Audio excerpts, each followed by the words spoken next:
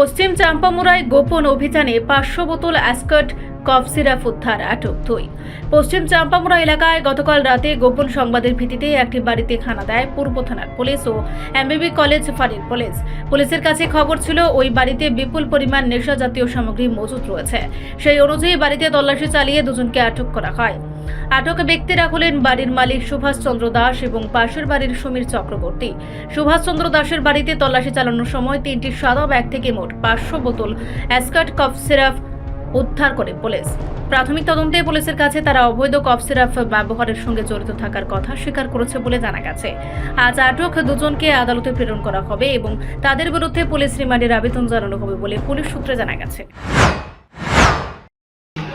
আমাদের কাছে কালকে বিকাল 4:30 থেকে 5:30 নাগাদ একটা গোপন খবর আসে যে পশ্চিম চাম্পামুড়াতে একটা বাড়িতে এই প্রচুর পরিমাণে এনডিপিএস আইটেম মজুদ আছে। তো সেই খবরের ভিত্তিতে সিনিয়র অফিসার থেকে ব্যাপারটা কনফার্ম করি এবং আমি কলেজ লিয়ার ওসি সাব ইন্সপেক্টর শ্যামল দেবনাথ, আমাদের থানার সাব ইন্সপেক্টর সুরেশ চাকমা, আমরা সই করতে আমরা এবং টিএসআর এবং পুলিশ নিয়ে আমরা স্পটে যাই। স্পটে গিয়ে ব্যাটে ফার্স্টে কর্ডন করে আমরা সার্চ করে ওই বাড়িতে দুজন ব্যক্তি পাই। বাড়ির মালিক সুভাষচন্দ্র দাস এবং আরেকজন সেভেন্টেল বাড়ি সমীর চক্রবর্তী, ওদেরকে পাই।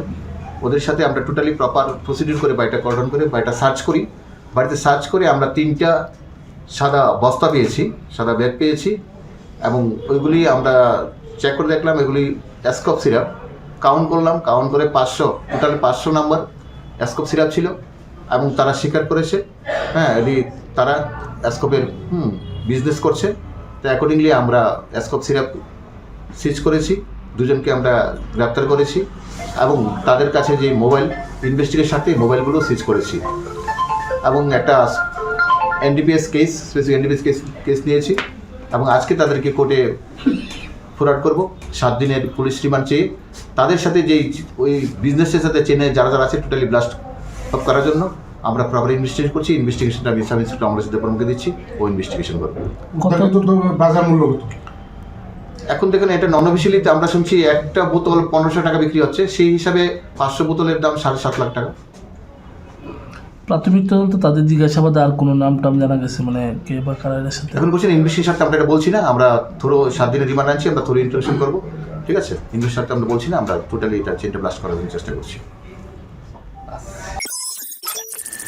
রিপোর্ট সংবাদ প্রতীক্ষা।